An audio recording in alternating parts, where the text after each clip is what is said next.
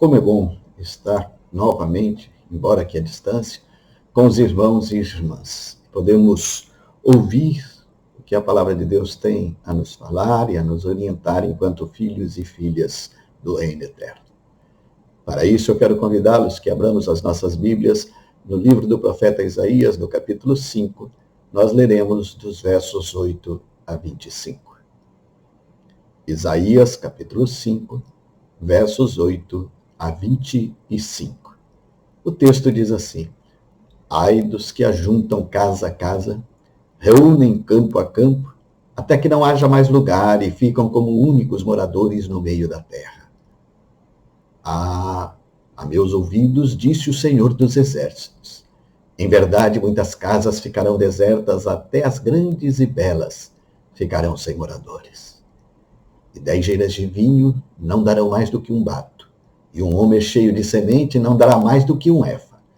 Ai dos que se levantam pela manhã e seguem a bebedice e continuam até alta noite, até que o vinho os esquenta. Liras e harpas, tamboris e flautas, e vinho há nos seus banquetes. Porém não consideram os feitos do Senhor, nem olham para as obras das suas mãos. Portanto, o meu povo será levado cativo por falta de entendimento, os seus nobres terão fome, e a sua multidão se secará de sede. Por isso, a cova aumentou o seu apetite, abriu a sua boca desmesuradamente para lá, é que descem a glória de Jerusalém, e o seu túmulo, e o seu ruído, e quem desse meio folgava. Então, a gente se abate, e o homem se avilta, e os olhos dos altivos são humilhados. Mas o Senhor dos Exércitos é exaltado em juízo, e Deus, o Santo, é santificado em justiça. Então os cordeiros pastarão lá como seu pasto, e os nômades se nutrirão como os campos dos ricos lá abandonados. Ai dos que puxam para si a iniquidade com cordas de justiça, e o pecado como tirantes de carro. E dizem: apresse-se, Deus leve a cabo a sua obra para que o vejamos. Aproxime-se e manifeste-se o conselho do Santo de Israel, para que o conheçamos. Ai dos que ao mal chamam bem, e ao bem chamam mal, que fazem da escuridade luz e da luz escuridade, põem o amargo por doce e o doce por amar. Ai dos que são sábios aos seus próprios olhos e prudentes ao seu próprio conceito.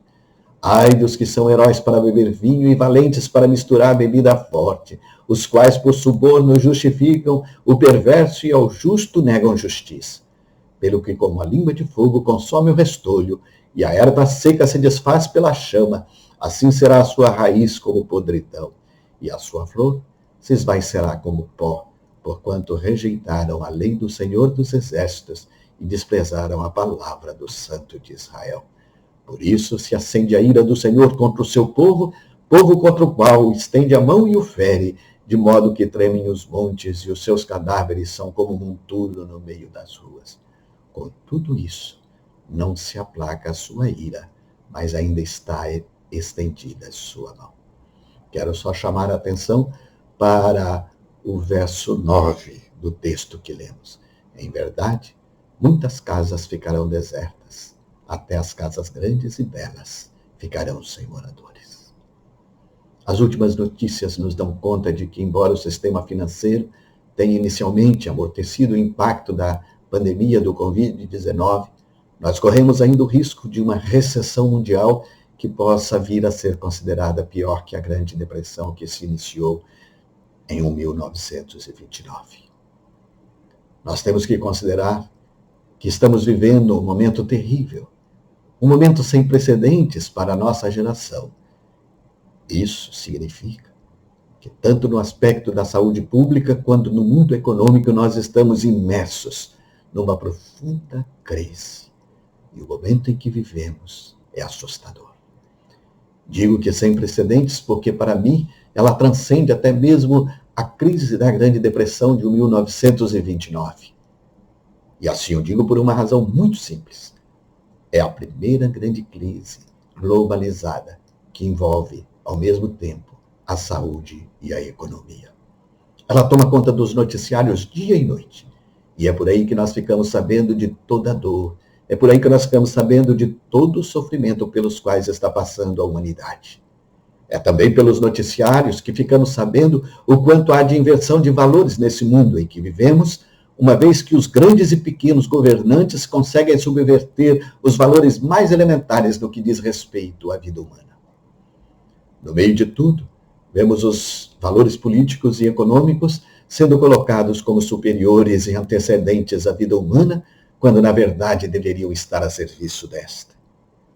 Estes são dois grandes sumos sacerdotes do capitalismo moderno que tem no mercado o seu grande Deus. Que ironia! Tudo aquilo que um dia fora condenado pelos profetas e pelo próprio Jesus se repete em nossa história nos dias atuais. A difusão dos valores do mercado para todas as áreas da vida está colocando em perigo a nossa sociedade aberta e democrática, porque coloca em risco a vida humana. O principal inimigo da sociedade aberta, eu acredito, não é mais o comunismo, mas a ameaça capitalista. O maior inimigo do capitalismo, em outras palavras, é o próprio capitalismo. Fazendo eco com David Wilkerson, pastor da Igreja Presbiteriana Central do Times Square, em Nova York, que em 1998 escreveu o seguinte: eu creio que num futuro não muito distante, cada quarteirão das ruas da América terá placa, vende-se em frente às suas casas. Nesse momento, haverá somente vendedores e não compradores. O mercado mundial sofrerá um colapso e o governo terá de passar uma nova legislação para conter a hemorragia financeira. Eu quero dizer, nessa manifestação da placa profética de um pastor, uma vez que hoje verificamos a economia mundial está fazendo água por maiores que sejam os esforços daqueles que a controlam. Por mais que eles tentem inverter os valores, o caminho parece irreversível. As bolsas de valores, verdadeiros templos da economia moderna, estão em pânico. O mundo todo está sendo varrido por esse tsunami implacável. Está totalmente enganado quem pensa que está ou que pode ficar fora deste vendaval por uma razão muito simples. Não se trata de uma crise imobiliária, não se trata de uma crise da Bolsa de Valores, não se trata de uma crise econômica, não se trata de uma crise de dinheiro, não se trata nem mesmo de uma crise do capitalismo ou de uma crise sanitária instalada após o evento do Covid-19.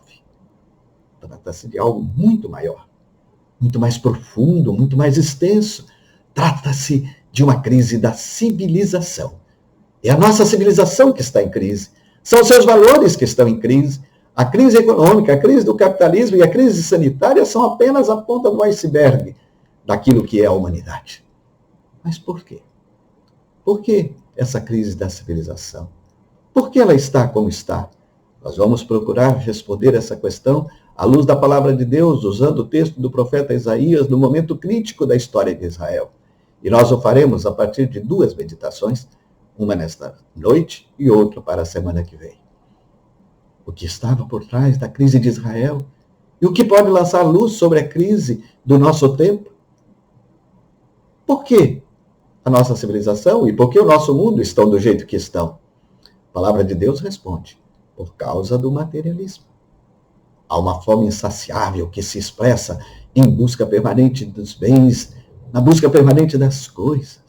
O texto fala daqueles que só pensam em adicionar casa a casa, campo a campo, bens a bens, até que sejam os únicos no meio da terra.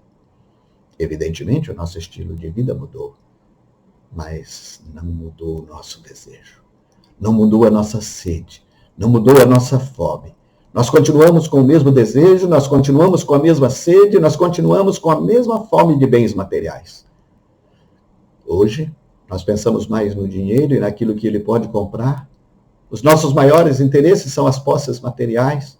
Tudo em nosso mundo, tudo em nossa civilização promove o materialismo, até a religião. Hoje só é boa aquela religião que encoraja o materialismo. No mundo capitalista, a religião também tem que ser materialista. E na religião de hoje, o ter é muito mais importante que o ser. O ter é o sinal, o ter é a marca por excelência da bênção. O que sela a bênção de uma pessoa é o que ela possui. Se ela tem o carro do ano, se ela tem casa própria e que esta seja boa, a quantia do dinheiro que está no banco, isso é que dá status. O espiritual se confunde com o material e com facilidade nós nos esquecemos do lembrete de Jesus quando ele diz: a vida de uma pessoa não consiste na abundância das coisas que possui. Esse materialismo pequeno, esse materialismo minúsculo, esse materialismo egoísta é abominação aos olhos do nosso Deus. Uma civilização assim não será abençoada. Uma civilização assim não terá paz. Uma civilização assim jamais saberá o que é felicidade. Não importa quantos bens, não importa quão inteligentes, não importa quão prósperos, não importa quão poderosos nós sejamos, se as coisas continuarem como estão e nós continuarmos na nossa teimosia, o fim de tudo será uma triste e grande desolação. Porque o nosso mundo e a nossa civilização estão do jeito que estão, a palavra de Deus mais uma vez responde: por causa do seu hedonismo, por causa da obsessão, por causa da mania, por causa da busca doentia pelo prazer. Nós somos a civilização da busca desenfreada pelo prazer. Ou na expressão de um economista respeitável, nós somos a civilização do contentamento. No texto de Isaías, a imagem é muito forte. Bebida forte, vinho inflamante, banquete, ceia, música, harpa, lira, flautas, tambores. O prazer se transforma no maior bem da vida. Busca-se o prazer pelo prazer. É importante que nós acentuemos que não há nada de errado com o prazer. Não há motivos para o cristianismo condenar o prazer. Aliás, condenamos o puritanismo exacerbado que não passa de uma caricatura. Condenamos o puritanismo exacerbado que não passa de uma imitação do verdadeiro cristianismo. Não há nada de errado com a felicidade, não há nada de errado com o prazer, mas isso é muito diferente de idolatrar o prazer. No nosso mundo, o prazer se transformou num vício e em um grande negócio. Vende-se e compra-se prazer em todo e qualquer lugar. Uma atitude assim leva à degradação, leva ao desvirtuamento do verdadeiro sentido do prazer. Há uma degeneração crescente, há uma perda de identidade, há uma perda de refinamento, há uma perda de respeito próprio, há uma perda de sentimentos mais nobres, uma perda dos valores mais elevados. Por quê? Por que a nossa civilização e o nosso mundo estão do jeito que estão? A palavra de Deus também responde com uma outra palavra, porque ela tem ignorado Deus. Com ironia dizem: apressem esse Deus, levem a cabo a sua obra para que o vejamos, aproximem-se, manifestem os conselhos do Santo de Israel para que o conheçamos. O final natural desse caminho é a blasfêmia. E a blasfêmia consiste não apenas em tomar o nome de Deus em vão, mas também desafiar o poder de Deus. Os que se referem a Deus com sarcasmo, os que se referem a Deus com deboche, os que se referem a Deus com desprezo, e quando alertados de que um dia terão de dar contas de seus atos ao Santo de Israel, respondem: Santo de Israel? Mas quem é o Santo de Israel? Quem é Deus? É Ele que vai nos julgar? É Ele que vai nos punir? Muito bem, porque então Ele não vem logo? Por que Ele não se manifesta? Por que Ele está tardando? Por que Ele está hesitando?